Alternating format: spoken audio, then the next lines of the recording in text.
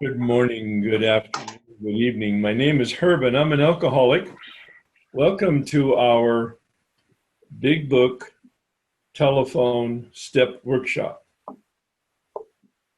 I invite you to have an attitude of an open mind and an open heart, willing to let go of your knowledge and your experience as expressed in this prayer for intervention.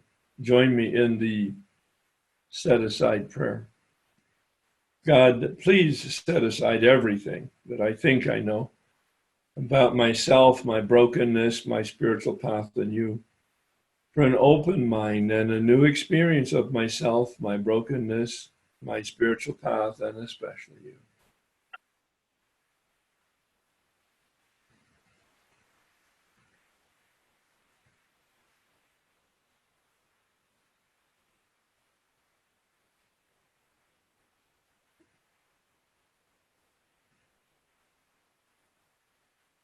Please join me in the serenity prayer. God, grant me the serenity to accept the things I cannot change, courage to change the things I can, and wisdom to know the difference. Today is July 24th, 2019, and we're on step one. We've done a deep dive and we've spent some time on it. Step one, from my experience, was a process. For me, of course, I encountered step one in 1984 when I came into a 12-step room. But I thought it was about not drinking or drinking. And that was really about the drama. So for the first 4 years in AA, my step one was about drama. Jails and hospitals and blackouts and embarrassments and all the other kind of things that we experience when we do anything to excess. And I didn't know any better. And I was in book studies every week, and I was in step studies regularly. And I called my sponsor every day, and I went to a meeting every day for 4 years. And I did not know that drama does not make me an alcoholic. There may be some other words for it, but it's not alcoholic. Anybody who does anything to excess will have drama. So then I engaged this man to help me understand the big book and go through the step process and really apply the suggestions in the big book to my personal life with his accountability and his guidance. And I had my very first step experience, which was the doctor's opinion. That was it, though. Of course, we reviewed the balance of the book in terms of going over it and talking about it, but I had no experience with it. Now, I can't explain that. Was it inadequate and superficial direction from him, or was it just my inability to hear? I really don't know, and it doesn't actually matter. That was my experience the first time I went through the big book the way we're doing it. I understood the doctor's opinion, finally. Oh my God, when I start, I cannot stop. Oh, that's what makes me an alcoholic. 3 years later, I engaged another step guide because I had problems in my life. The first time I went through the steps in 1988, I had problems at work and it resolved it. So I had problems in my marriage and I thought, well, I'll go through the steps on a spiritual basis and I will divorce her on a spiritual basis. And I went through the work with a different person and I had a different experience with step one. I finally saw the mental obsession, the problem of the mind, the mental defect, and what insanity really means: a lack of healthy thinking, a lack of perspective. I hadn't seen it before, And now I had a brand new experience. Oh, that's what makes me an alcoholic. When I start, I cannot stop, the doctor's opinion. And when I stop, I cannot stay stopped. That's sort of Bill's experience in pages 23 to 43. Fast forward to give you a recap of what happened is I started that step process and I was in a hurry to divorce her on a spiritual basis, and I got through the steps in 6 months. And I discovered once again that I was the problem. And we were married 52 years. A whole bunch of that will come out in terms of the process of inventory and making amends and the miracles that happen as the result of this work. But my point here is in step 1, 1988, the doctor's opinion, 1991, obsession and delusion. It was 3 years later. Now I'm not having any problems that I'm aware of in my life, but I know that there's probably more. And in my meditation, I'm invited in 1994, 10 years sober, to go through the steps again. And this man introduced me to the set-aside prayer. And this man introduced me to unmanageability, as that's where we are right now, on the other side of the hyphen in the first step. Made it very clear that it's not an and therefore it's a new concept, not necessarily connected to the first half of the first step. Unmanageability, of course, has something to do with addiction. If in fact you're practicing your addiction, your life will be unmanageable. But here I am, 10 years sober, 1994. Addiction's a faint memory. But I have the bedevilments, which we looked at last week. I went through it and I applied them personally in the present tense. And I saw in Technicolor the spiritual malady, the bedevilments being the behavioral description of the spiritual malady, unmanageability. This is the true nature of the human problem, not the addict problem. The first half of the first step covers the addict's problem, body and mind. But Bill took us on page 44 and 45, intending to launch us into step 2. But the way this man, Joe Hawk, helped me see the approach to unmanageability, Bill introduces us to the lack of willpower as our problem, page 45. Lack of power is our dilemma, lack of willpower. And as I looked at unmanageability in the behavioral sense, in the bedevilments, I could see, wow, this is the human problem. This isn't the addict's problem. All human beings have these bedevilments. Now, people who become emotionally and spiritually developed modify and mitigate and maybe even eliminate these bedevilments in their lives. But then Bill takes us in the big book to page 60. Now, of course, it's in chapter 5 how it works, so it wasn't Bill's intention that step 1 would be approached this way, but this man, Joe Hawk, approached it this way, and I had a huge experience with what is the source of the bedevilments, page 60, at the very last paragraph. The first requirement is that we be convinced that any life run on self-will can hardly be a success. This is a follow-up now to the material that we looked at last week on the bedevilments. Those bedevilments are the ingredients in the will worksheet in the Way of Life document, the almost final assignment in the list of assignments in assignment 5. On that basis, we are almost always in collision with something or somebody, even though our motives are good. Motives coming from the Latin movere, meaning to move. What moves us?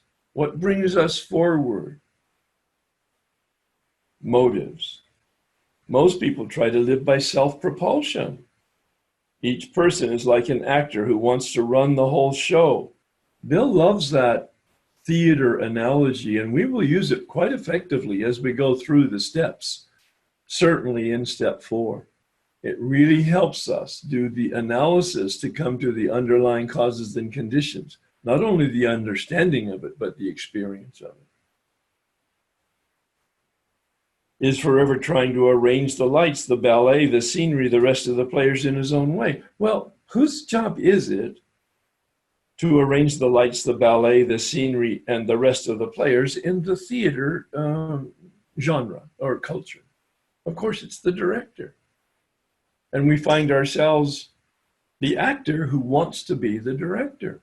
And then he amplifies that on page 61. If his arrangements would only stay put, if only people would do as he wished, the show would be great. If there's anybody with any codependency on this call or listening or watching this video, or anybody in Al-Anon or ACOA, adult children of alcoholics, now really relate to this. But most of us as human beings can still relate to it because each of us has a script. Each of us has a story. And our script is our reality. And we have roles for you and the world and ourselves in our script and our story.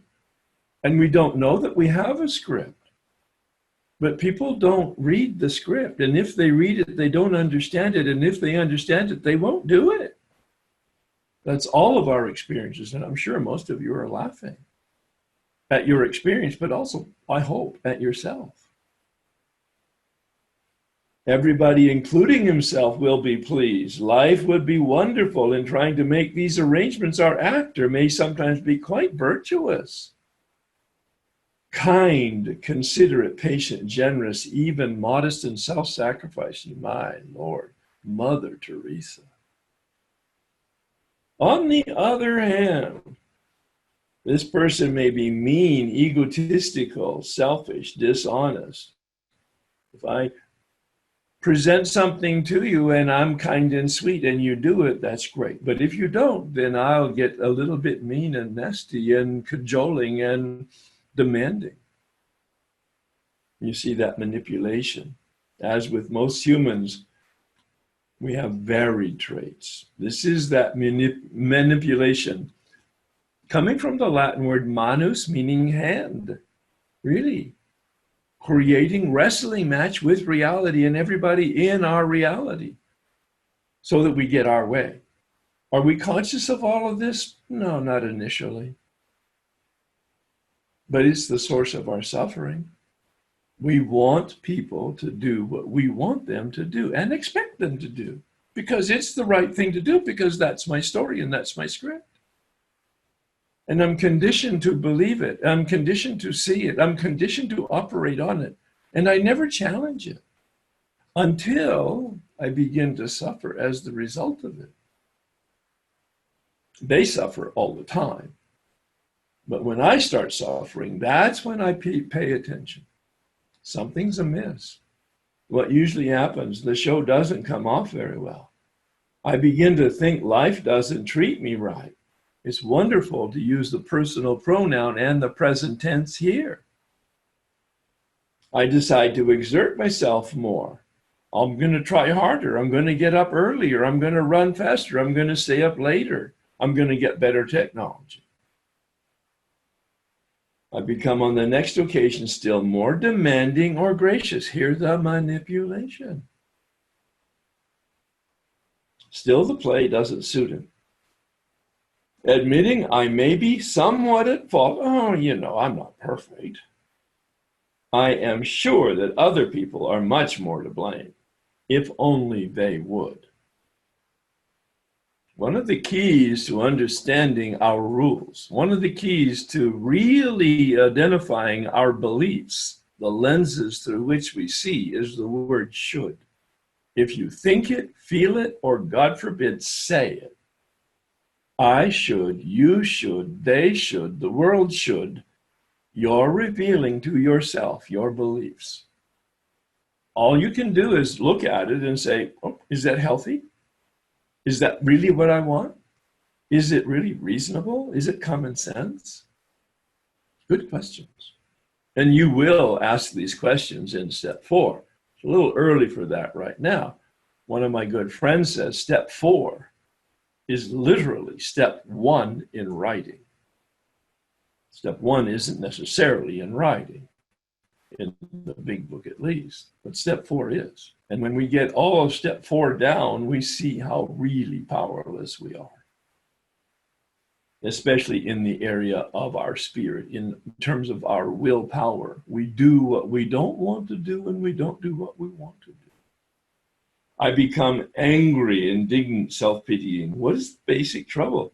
Is he not really a self-seeker, even when trying to be kind? Am I not a victim of the delusion that I can wrest satisfaction and happiness out of this life if only I manage well? Rest, W-R-E-S-T, satisfaction. The root word of wrestle with reality so that I get my way. Wow, it's a lot of work. Is it not evident to all the rest of the players that these are the things he wants? Are not his actions make each of them wish to retaliate, snatching all he can get out of the show? Is he not, even in his best moments, a producer of confusion rather than harmony? Not only do I want to be the director, I want to be the producer, and I am a producer of confusion. Our actor is self-centered. He's going to now give us some kind of silly examples, and yet, think about it. What's wrong with the retired businessman complaining about the sad state? Well, nothing, except he's sitting around not doing anything except complaining. What's wrong with the minister who is bemoaning the sins of the 20th century? Probably being too righteous. Maybe the implication not really helping out and doing something about it. Politicians, reformers, who are sure all would be utopia if the rest of the world would only behave. What would the definition by a politician of behave be for me? Do what I want them to do.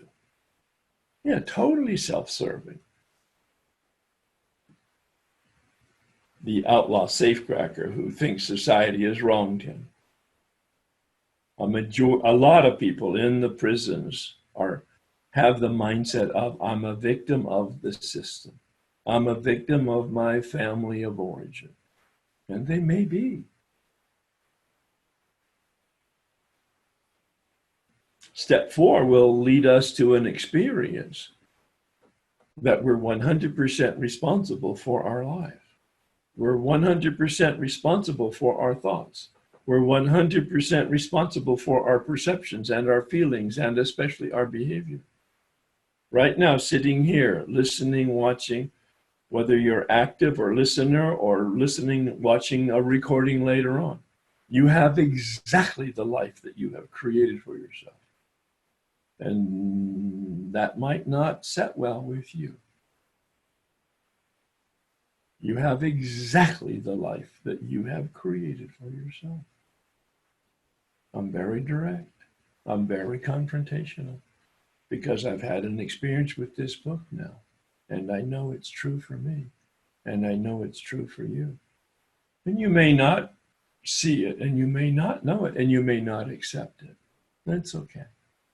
Be gentle, breathe, pray, set aside, continue with this work. Be prepared to be surprised, and also be prepared to be embarrassed. So Bill gives us now the 2 silver bullets here in unmanageability. These 2 paragraphs on page 62. Selfishness, self-centeredness, exclamation point. My God, there's not even a verb in that sentence. Selfishness dash self-centeredness, exclamation point. That we think is the root of the trouble. So if I had a plant here, let's assume we were all in the same room, and there was a large holder of a plant, and you could see that it was a real plant.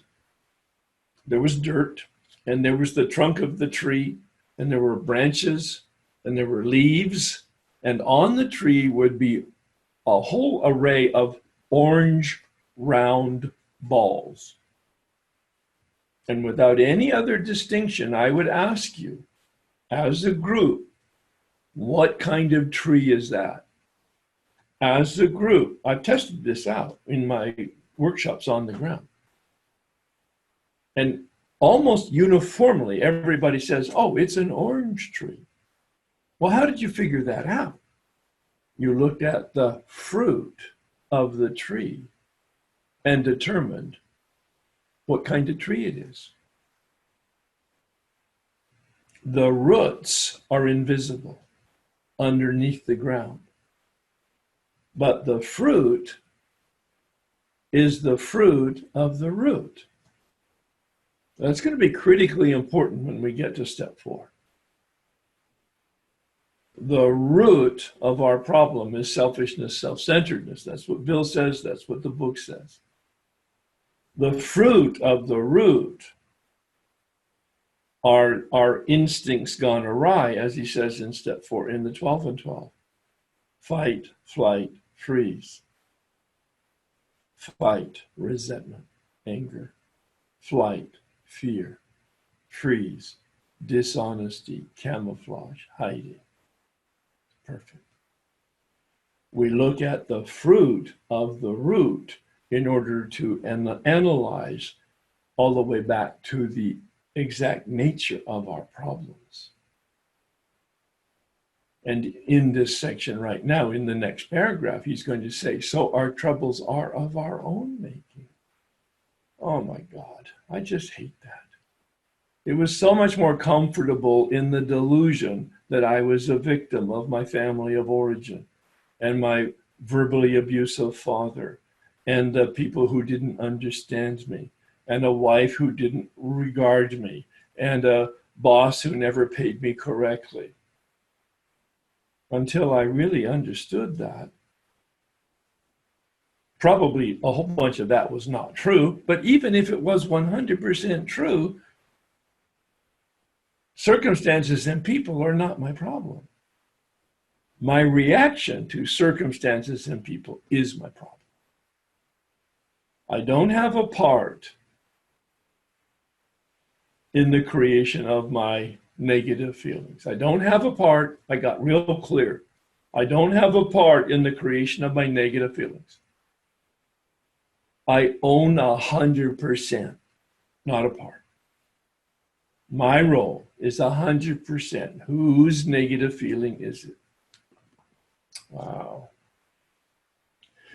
The good news is the truth will set you free. The bad news is it will aggravate you first. Driven by 100 forms of fear, self-delusion, self-seeking, self-pity, the fruits. We step on the toes of our fellows and they retaliate. Sometimes they hurt us seemingly without provocation. These words are perfect. But we invariably find that at some time in the past, we have made decisions based on self, which later placed us in a position to be hurt. We made the decision to place us in a position in which we got hurt. They were not correct in betraying and hurting us. Absolutely not. But we're the ones that set it up. We're the ones that perpetuated it. We're the ones that co-created it. So our troubles, we think, are basically of our own making. They arise out of ourselves. And the alcoholic is an extreme example of self-will run riot. The alcoholic, the addict. Well, it means here, now with my perspective and my understanding, or at least my interpretation, all humans are self-will run riot. But because we're addicts, alcoholics, we're extreme examples of it. Though he usually doesn't think so. Above everything, we alcoholics must be rid of this selfishness. Be rid of it. We must, or it kills us. God makes that possible, and there seems to be no way of entirely getting rid of self without God's aid. The implication: I'm powerless to do this. I'm powerless to get rid of my selfishness. It's the way my will is hardwired. I have free will, but in a whole bunch of ways, my will is not free. My will on its own power is going to choose me. It's the way I'm wired. It's human nature. In the same way that my body and my mind are defective, my body does not successfully process alcohol, in my case. My mind does not successfully process reality, certainly about alcohol. My will does not process reality about reality. And I choose me even though it goes against my survival. And I don't know that I don't know, and I don't see that I don't see. I just suffer. And I do what I don't want to do, and I don't do what I want to do.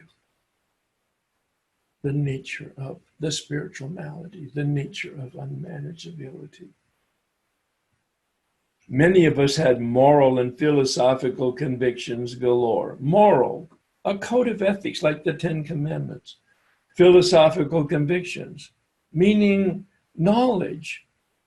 Most of us have wonderful knowledge about human development and self-help. Books and workshops and retreats and God knows what. And we know better, but we don't do better. And it's a source of frustration. We could not live up to them even though we would have liked to. Now here's the wooden stake in the heart. Remember back on when we did the first half of the first step, Bill concludes on page 43, his discussion about step 1, thinking that he's going to launch us into step 2, but I now don't do that. And he says, there will come a time and a place where we have no mental defense against the first drink, talking about the addict and the first half of the first step. We need God. Well, here, now he's concluding the second half of the first step, reorganized in a different way than he intended, but wonderfully effective in terms of experiencing the first step in a full and complete way. The second half of the first step, unmanageability, the spiritual malady, self will run riot. My will always choose me on its own power. And I need to stop that death dance. And I can't other than my relationship with God. But here's the wooden stake in the heart. Neither could I reduce my self-centeredness much by wishing or trying on my own power. Not only can I not get rid of it, which he's very clear in the paragraph, he concludes the paragraph.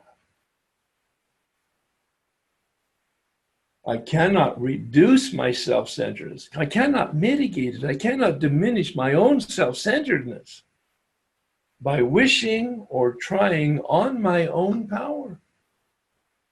And again, he concludes, I have to have God's help. That's the launching pad. Now into step 2. Not only do we not have sufficient power with regard to our addiction, first half of the first step, we don't have sufficient power to live life comfortably, contently, in balance, as a fully developed, optimal human being. I don't have the power to do that on my own power. I need help. I need an intervention. The two pieces of the final assignment on assignment 5, number 1 is to complete the worksheet on the will, which is really a description of the bedevilments, taking a look at your current life, your experience with that. There's no right or wrong answer. It's intended to give you an experience of the application today in your current life. I do what I don't want to do, and I don't do what I want to do.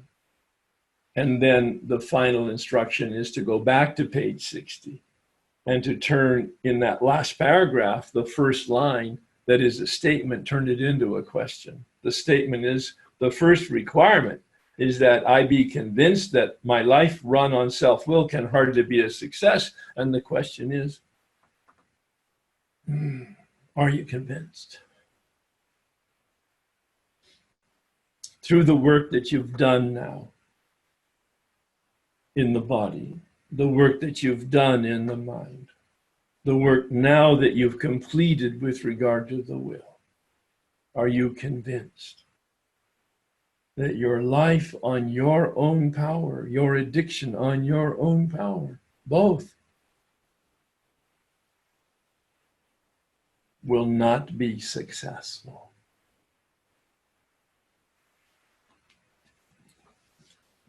So wrap up, finish assignment 5 with those two considerations, the will worksheet and that final question. And then take a look at assignment 6. There's some definitions there, and those are important. The most important definition, if you only have time to do one, is belief.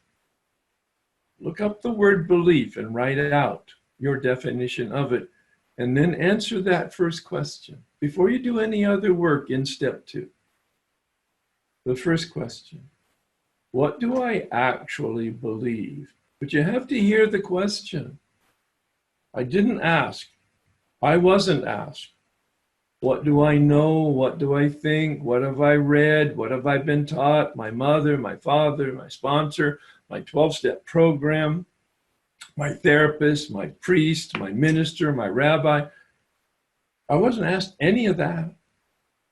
I was asked, and I wrote out, what do I, Herb, sitting here at that time, 1994, actually believe about God?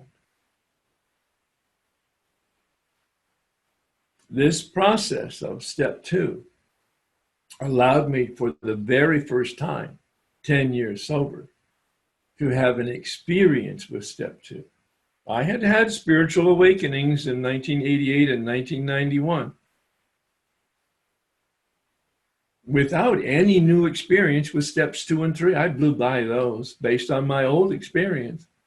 But in 1994, this man gave me the set-aside prayer and then took me through the unmanageability, and I had a new dimension of my spiritual malady.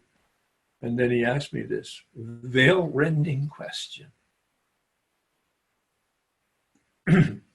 Veil-rending question.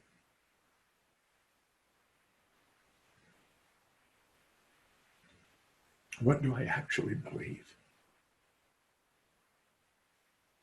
There's no right or wrong answer. Searching my heart, searching my soul. What do I actually believe? There's a second question that's a follow-up that really pulled the curtain apart, and I was able to have a new experience. All right, so let's close with the serenity prayer, a prayer for wisdom, to be able to realize, literally understand and realize what we just talked about. God, grant me the serenity to accept the things I cannot change, courage to change the things I can, and wisdom to know the difference. Thanks, everybody.